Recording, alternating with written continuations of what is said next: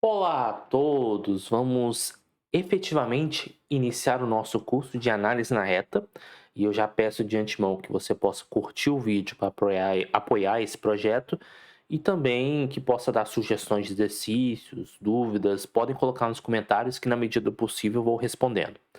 Então, antes de mais nada, o primeiro passo do nosso curso é estudar um pouco sobre o conjunto dos números naturais. E uma grande motivação e a grande pergunta para essa aula é como nós podemos caracterizar o conjunto dos números naturais. Bem, essa caracterização ela é feita através de um axioma, que é o que vocês estão vendo aqui nessa tela, que nós conhecemos como axioma de Peano. Então, coloquei aqui em português, mas a ideia é traduzir para um matematiquês o que significa o axioma de Peano. Então, antes de mais nada, todo número natural, que é o que nós estamos querendo construir, lembrando que axioma é uma afirmação que não requer prova. É a nossa base da matemática para depois construir toda a teoria. Todo número natural tem um sucessor. E aí, só desse trecho a gente consegue descrever o seguinte: isso quer dizer que existe uma função, que eu vou chamar nesse primeiro momento de S, aonde para cada número natural vai associar alguma coisa. Todo número natural tem um sucessor, que ainda é um número natural. Ou seja, o contradomínio também é um número natural. Números diferentes, e aí vale a pena fazer esse destaque, números diferentes têm sucessores diferentes. Ou seja, se porventura você tem um número n natural que é diferente de m, isso implica que o S de n é diferente do S de m. Em outras palavras, nós estamos dizendo que a nossa função sucessor é uma função injetiva. Bem, letra B. O que a letra B nos diz? Existe um único, e é importante dizer, um único número natural que não é sucessor de nenhum outro. Então, a letra B nos diz o seguinte: quando você olha para o conjunto imagem dessa função, e aí é por isso que é muito importante ter uma noção básica de funções, quando você olha para o conjunto imagem, ele vai pegar quase todo o contradomínio. Quando fala quase todo o contradomínio, existe uma exceção. Então, como existe uma exceção, vamos dar um nome a esse elemento. E bem, dentro do nosso dia a dia dos números naturais, a gente costuma chamar esse elemento de 1. O 1 é o único número que não possui sucessor. Vale a pena dizer que em nenhum momento aqui eu estou dizendo quem é o sucessor, mas em breve nós vamos identificar que o sucessor é o n mais 1. Vocês podem pensar dessa maneira, mas observe que aqui eu não estou explicitando essa conta. Tanto que ainda não sabemos, nesse momento, somar dois números naturais. O axioma C, ele é conhecido como o princípio da indução. E aí eu vou explicar o que é esse princípio da indução. Bem, vamos lá. Se um subconjunto dos números naturais contém o número 1, então só aí nós temos o seguinte. Nós temos um subconjunto dos naturais que eu vou chamar de x maiúsculo. Ele é um subconjunto dos números naturais, aonde a primeira propriedade que ele tem, que ele possui, é que o 1 pertence a x. Próximo. E contém também o sucessor de cada um dos seus elementos. O que isso quer dizer? Isso quer dizer o seguinte: se n, se n for um elemento de x, então o sucessor de n também é elemento de x. Note que, deixa eu só aumentar aqui esse x, note que aí o que acontece? Logo em seguida dessa frase tem um então. Ou seja, a partir das informações que foram apresentadas, que são essas três informações, a partir dessas três informações, você chega em uma conclusão. Qual é a conclusão? Esse conjunto contém todos os números naturais. Como o x aqui a gente está dizendo que é subconjuntos naturais, então nós podemos dizer que o nosso conjunto x é o conjunto dos números naturais. E vale a pena falar de maneira pausada, porque era um erro que até eu mesmo cometia na graduação, de não entender, por exemplo, quais são as hipóteses e qual é a tese do princípio da indução. Muitas pessoas pensam que a tese do princípio da indução está nessa frase aqui. E não é verdade. Vamos com calma. Quais são as hipóteses aqui para usarmos o princípio da indução? A primeira hipótese é que nós estamos considerando x um subconjunto dos números naturais.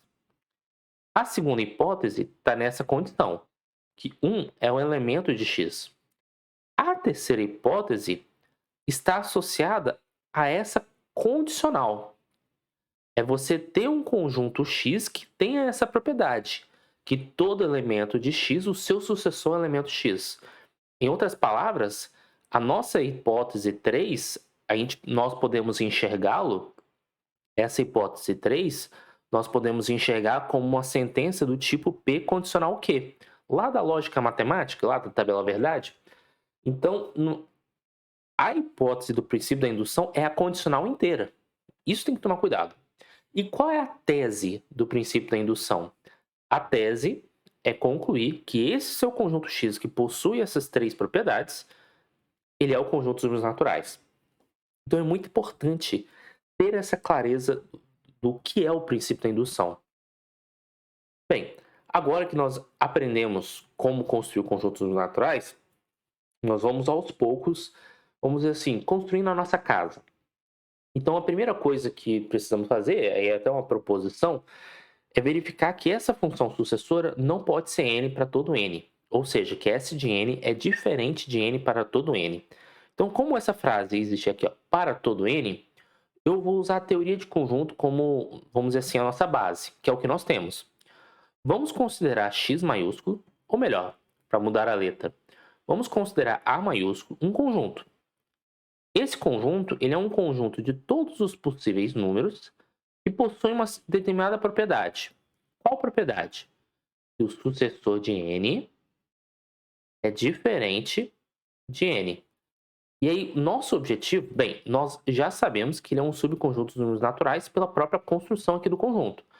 Mas o que nós vamos querer mostrar é que esse conjunto A é o conjunto dos números naturais. Então, para isso, eu vou verificar as hipóteses de indução. A hipótese 1 já está bem estabelecida, porque já construímos como subconjunto. Falta a hipótese 2 e a hipótese 3. Então, vamos para a hipótese 2.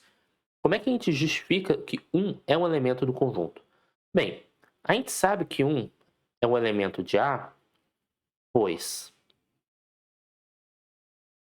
por B, e aí o que eu chamo de B? Lembre-se que na condição B aqui, ó, nessa condição, o número 1 ele não é sucessor de ninguém. Então, por B, S de n já é diferente de 1 para todo n natural. Em particular, o S de 1 é diferente de 1. Ok? Então, a primeira condição já está satisfeita. A segunda condição, que é o efeito dominó que gera o princípio da indução, o que acontece? Nós vamos supor, num primeiro momento, vamos supor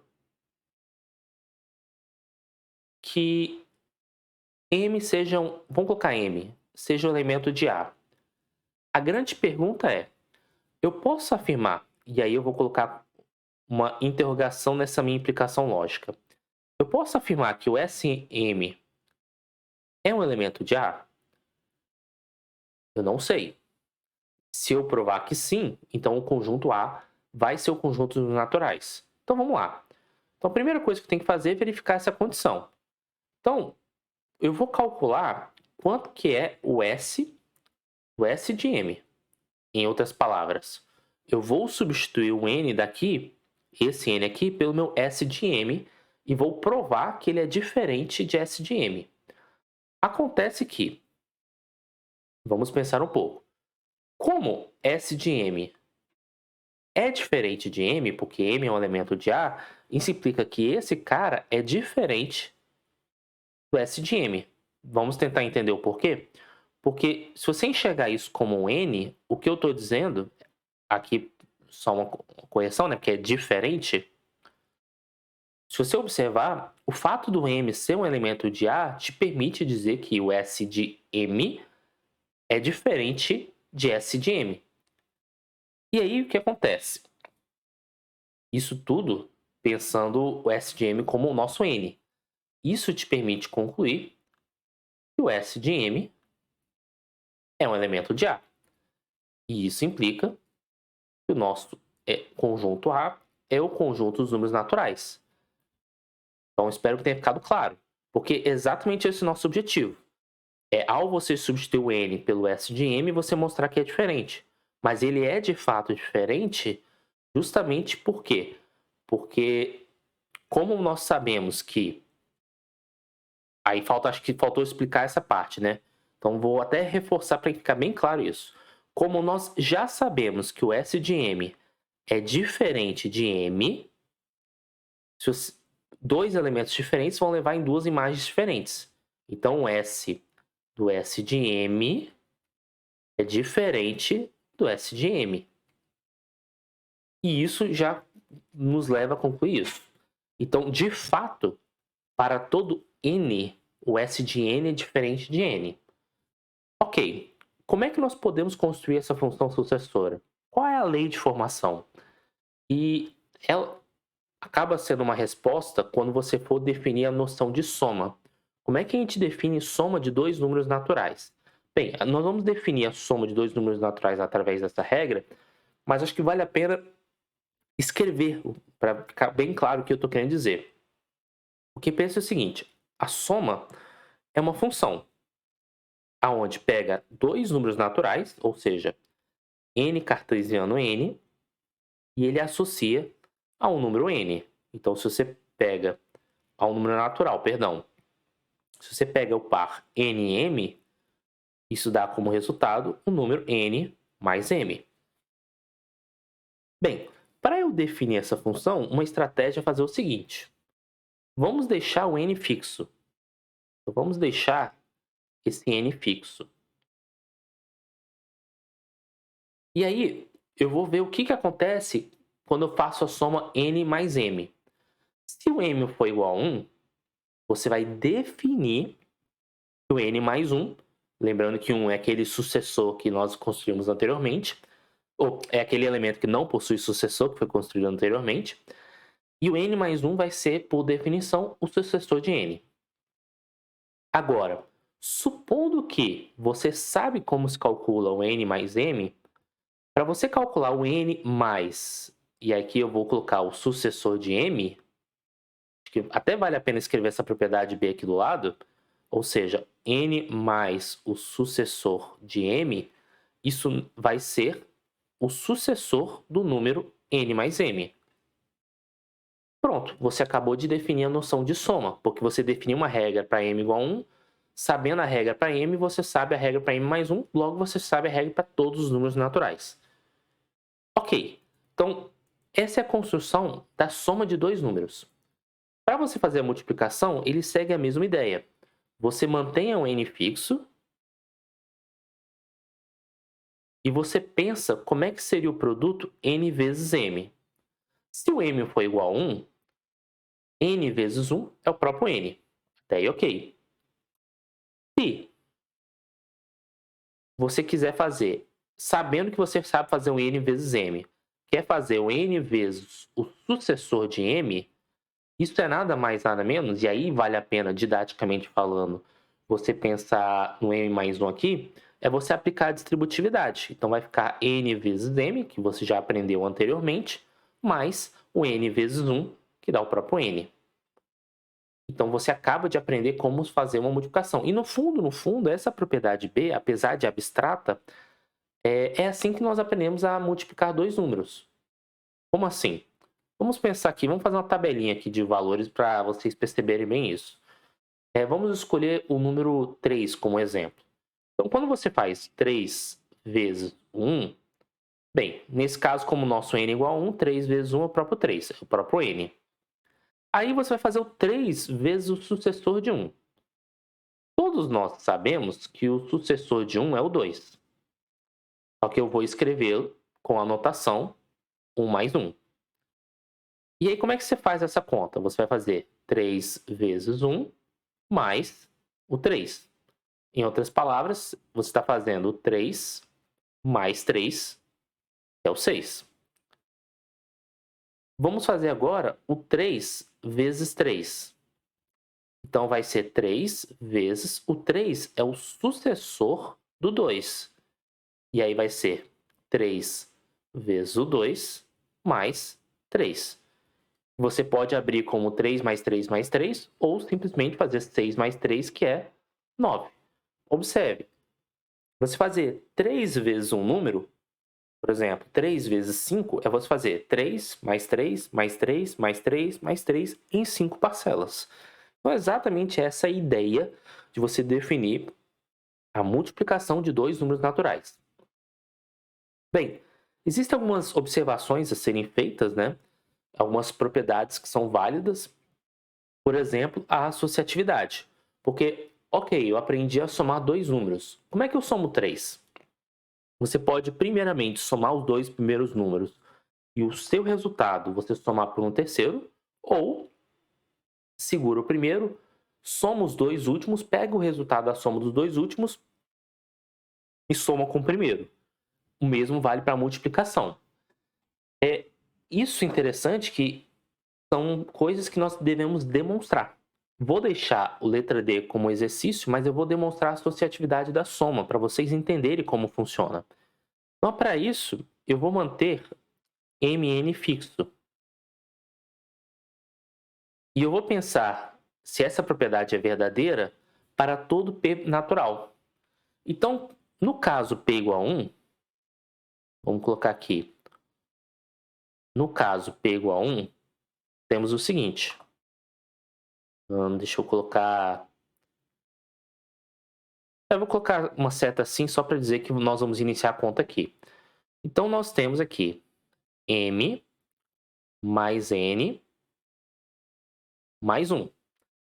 Ou seja, o lado esquerdo dessa igualdade.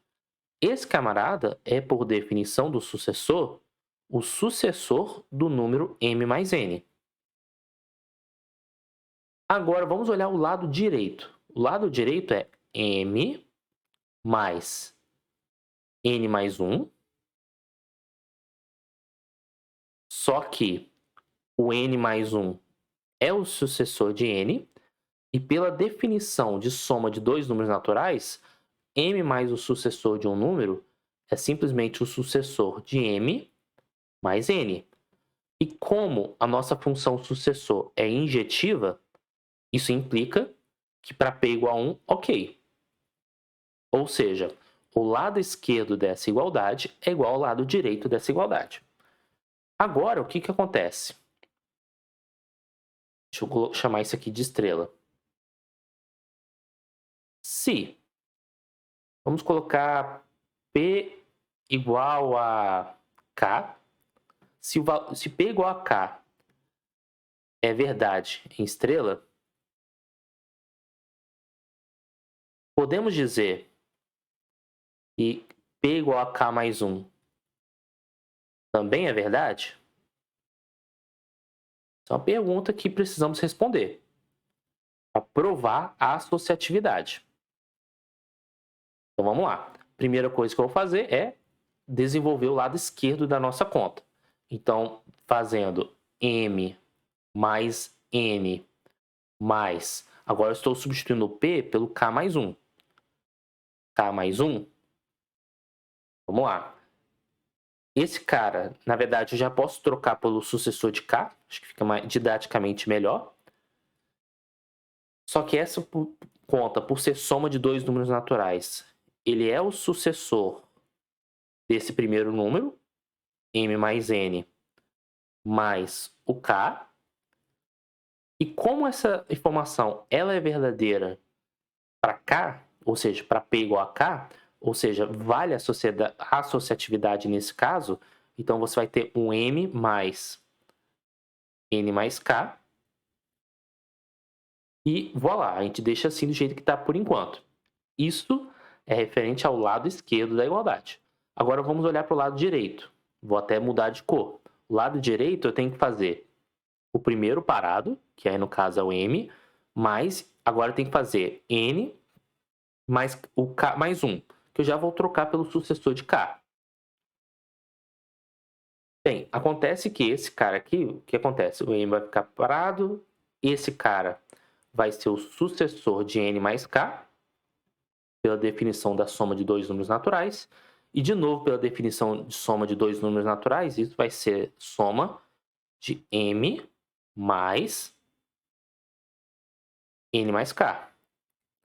E, de novo, pela injetividade da nossa função sucessora, isso nos permite concluir que esses dois caras são iguais. Ou seja, essa afirmação aqui, ela é verdadeira para todo P natural. Então, de maneira análoga, resolva esse exercício. Prova que vale a associatividade também para multiplicação. Além disso, eu acabei percebendo que eu esqueci de colocar nos meus slides, vale também a comutatividade. Ou seja, que n mais m é igual a m mais n. De novo, você prova por indução, mas nesse caso vai precisar da associatividade.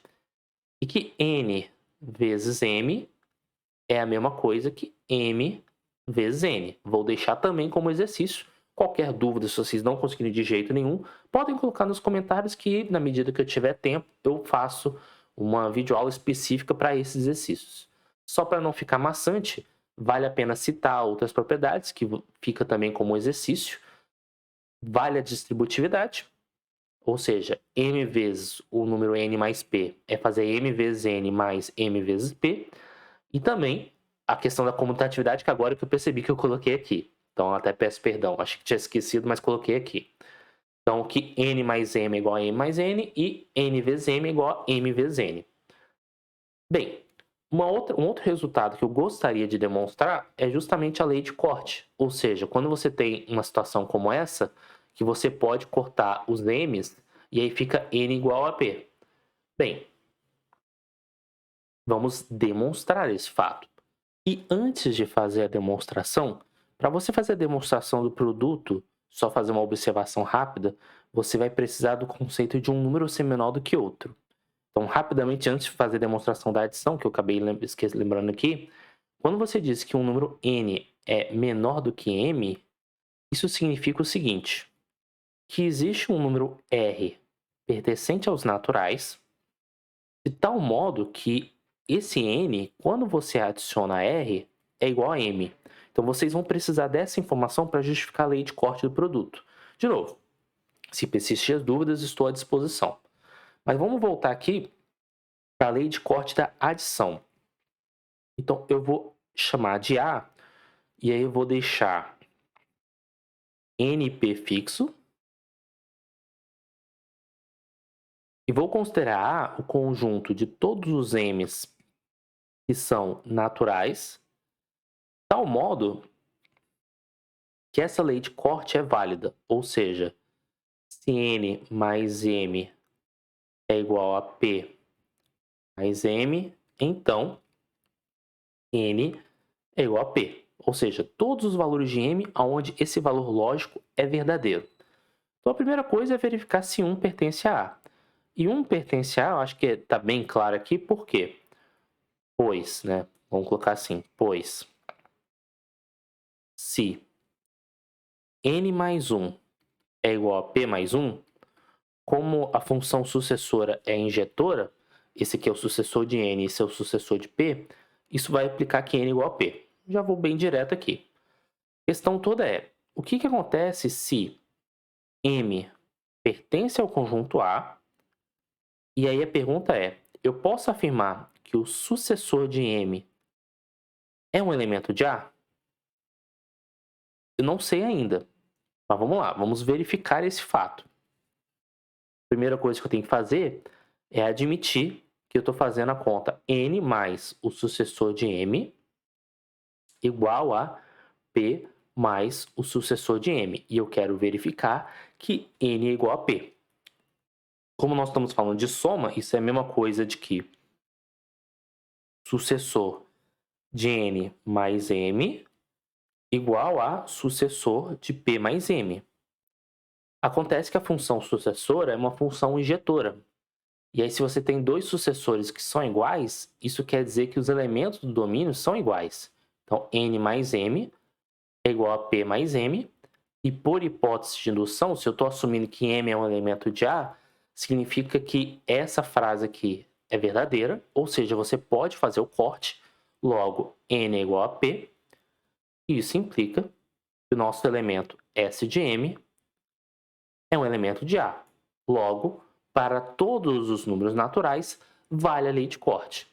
Então, espero que vocês tenham gostado dessa videoaula. Peço que vocês sinalizem os pontos que vocês tiverem maior dificuldade e qualquer coisa eu posso fazer vídeos em paralelos para poder complementar a teoria. Peço que apoiem o projeto e até a próxima.